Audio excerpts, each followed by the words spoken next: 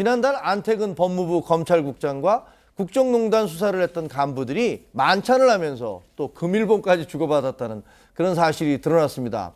검찰은 이에 대해서 의례적인 자리였다, 그러니까 문제가 없다라고 주장하고 있습니다. 하지만 검찰개혁이 왜 필요한지를 보여준 장면이 아니냐, 하는 그런 지적까지 나오고 있습니다. 자, 현장 취재 기자를 연결해 보겠습니다. 김필중 기자, 당시에 그게 어떤 성격의 술자리였습니까? 네, 최순실 국정농단 수사를 지휘한 이영렬 서울중앙지검장과 수사팀 검사 7명은 지난달 21일 안태근 법무부 검찰국장 등 간부 3명과 저녁 식사를 했습니다. 그런데 술자리가 무르익자 안태근 국장이 수사팀에게 50만 원에서 100만 원 정도의 금일봉을 건넸습니다. 이영렬 지검장도 법무부 간부에게 답례금을 줬다고 합니다. 그런데 안 국장은 지난해부터 우병우 전 민정수석과 천여 차례 통화를 시도한 기록이 특검 수사 결과에서 드러나 수사를 받아야 한다는 지적이 제기된 인물이기 때문에 논란이 커지고 있는 상황입니다. 자, 그런데 문제가 되는 건 그 당시가 우병우 전 수석에 대한 부실 수사 때문에 논란이 커지고 있던 그런 상황이기 때문이 아닌가요?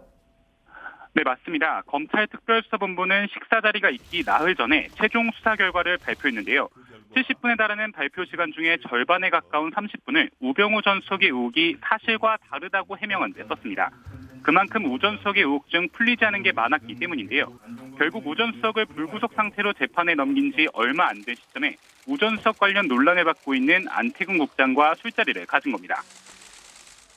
자, 만찬 시점이나 참석자들 이래저래 살펴봐도 좀 부적절한 게 아니냐라는 지적이 나올 만한데, 이번 정권의 핵심 과제인 검찰 개혁에도 그것이 어느 정도 영향을 미치지 않을까요?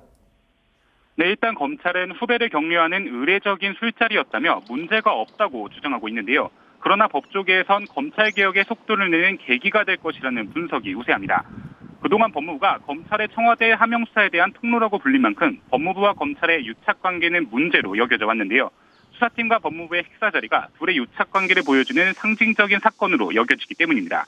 때문에 법무부 문민화, 그러니까 법무부의 검사 파견을 막는 등 개혁의 움직임이 빨라질 것으로 보입니다. 지금까지 서울중앙지검에서 JTBC 김필중입니다.